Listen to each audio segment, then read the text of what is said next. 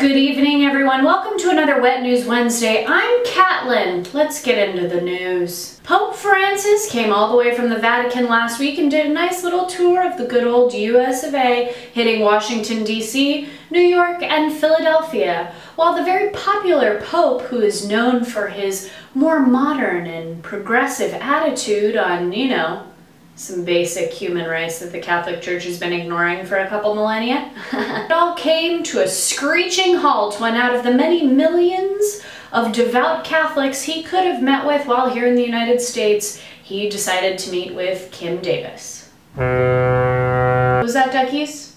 Yeah, bad choice. Amidst heavy criticism from his own party and a serious cutback in congressional spray tans, John Boehner has stepped down as Speaker of the House. No word yet as to who will replace him. Fashion news this week: Ralph Lauren, the CEO and namesake of the multi-billion-dollar fashion empire, is moving into a new role. And by moving into a new role, we mean he's 75, and he probably actually wants to ride the horse that he's been standing next to in all of his ads for the last 30 years, so he's gonna let somebody else do the heavy lifting.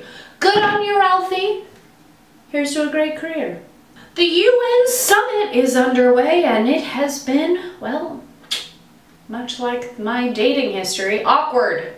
Very, very awkward. And the awkwardness was brought to a head after Princess Putin announced that Russia would be commandeering some airstrikes against ISIS in Syria, and then the airstrikes happened, and they were in fact not against ISIS so much as they were for the benefit of the Assad regime, which goes against pretty much everything we over here in the US and most of our allies in Europe have been doing in the region.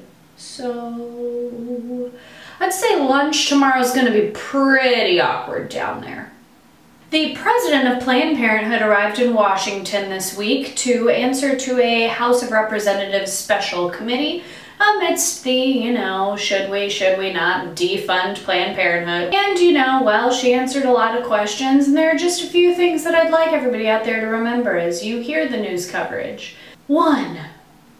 Federal funding does not go to abortions. It's not legally allowed to. Number 2, videos can be edited. Not everybody is as strikingly attractive and hysterically funny as these ducks.